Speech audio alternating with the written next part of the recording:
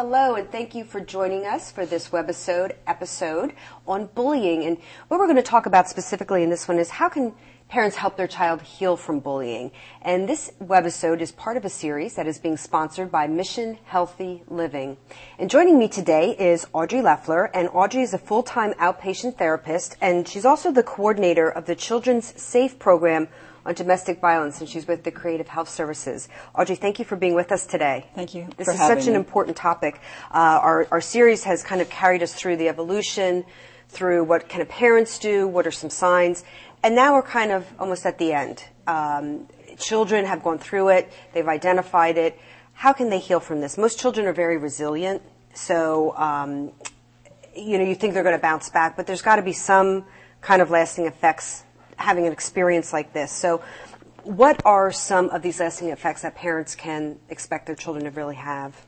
Well, first of all, I really think in talking to my coworkers at Creative Health that children aren't really as resilient as what we may think. That's interesting. So I think we tend to, when we're bullied, or any person, when we feel humiliated or ashamed, we tend to hold it inside. It's one of the hardest things to share with other people. So with a child, what we see a lot of times, it's very underreported when they're being bullied, and they'll hold it inside. And as we know in therapy, they repress it and hold the feelings in. And if the feelings are strong enough, or if they continue to be bullied, then the tendency is to sometimes become depressed, have low self-esteem, or a lot of times increased anxiety. And then I think along with that is sometimes feelings of suicide. I found a statistic that said that half of the teens who committed suicide, it was related to bullying. Wow. So that's and we've heard about that in the news. That's right. Certainly It's been very much in the news. So those are some of the most outrageous, I think, long-lasting effects. But there's also, I think, what happens with a child if they're bullied often enough, they become they almost like a victim. They feel like a victim, and they feel less than other people, and that goes along with their self-esteem. But also, I think they become disenfranchised with the world in general, or with other people, or they start to ostracize, and then they go inside, and they tend to become isolated from other people, and they don't really form the best relationships, and they might grow up at some point to have less relationships that are one person is dominant, or they're the dominant person. And I think what happens, too, when they're younger is they tend to then themselves become a bully sometimes. And they pick on somebody they perceive as less powerful than them, or somebody that's more vulnerable. So the cycle can continue. Right, so it's a vicious cycle. Wow.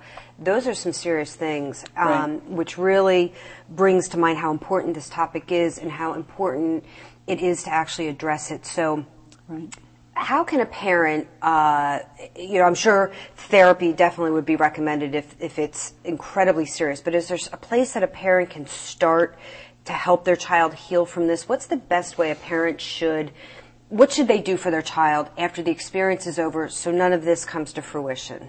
Well, I think, first of all, since we know that it's very prevalent online and also at school, that bullying is very common.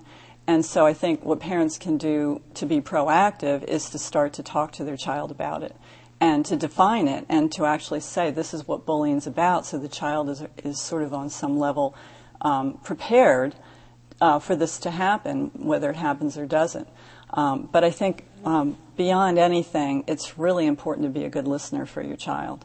And that means to validate their feelings, not to minimize their feelings or say they shouldn't feel that way. Because what a parent wants to do is to open the door for the child to disclose to them, to feel comfortable enough to disclose to them. So we don't want to bully the child by saying, you shouldn't feel that way, Right. or I know what's better for you. Right, so they should follow that same path. Like, they know the child has been bullied, Right. and the experience is done, the bullying has stopped. Should they still continue to talk to the child and encourage them to discuss their feelings and make sure that they're okay? I don't think that they should necessarily over-dramatize it, Okay. or become overly preoccupied on it. I think it's important to be there, be supportive, but to try to feel the situation out to see if what the child really needs. Does the child need intervention? Right. And when we talk about bullying, we're talking about power and control in relationships a lot of times. And so what we want to do is develop power for that child, develop personal power and a feeling that they can handle the situation. So we want, as a parent, to guide them, but to also be there for them and to help them through the process if they do need that. But to, ask them questions and say, well, what do you think you could have done differently? Or was there something that you feel you did wrong? Because we don't want them to think it was their fault. Right, exactly. It's not necessarily their fault, and most times it isn't their fault. Right. If they're being picked on. Right. How can a parent make sure that children don't lose focus of who they are and empowering themselves?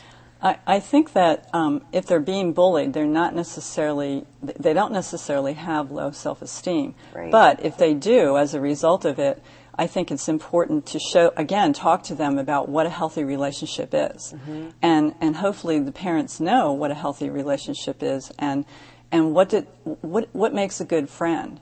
What are the qualities you would look for in a person that would make them a good friend? Mm-hmm. Obviously somebody who's honest, somebody who treats you with respect, mm-hmm. Somebody who there's a give and take feeling in the relationship where you don't feel like they're dominating you or you're dominating them very much. So I think, first of all, the parents can talk to the child, but I think in general, even if there isn't a bullying incident, that what a parent can do is look at the whole person of their child, look at them for both their positive and their negative qualities. Mm-hmm. I think all too often as parents, because we're either busy or tired or whatever, we tend to look at the negative and we overemphasize the negative.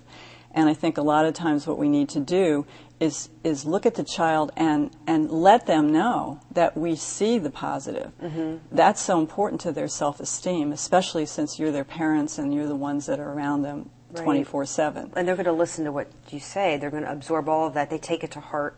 So. Very much so. Right. So even like going out of your way to give them positive reinforcement. Oh, you really did that well. Or I think you did. I'm so glad you did so well in school at this particular thing that you did. Mm-hmm. Whatever it is that they can notice that they're doing well. And just finally, Audrey, how can a parent help their child make sure? And I think you've touched on a little bit of it, but is there tools that they can give them that they've gone through a bullying experience? It's ended. How can they help themselves prevent that from happening again?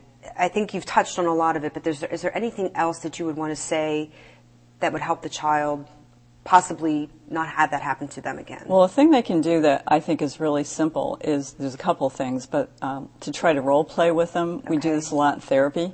If it's a young child, you could use little puppets, okay, and have them take the situation and role play it through in a way that's successful for them.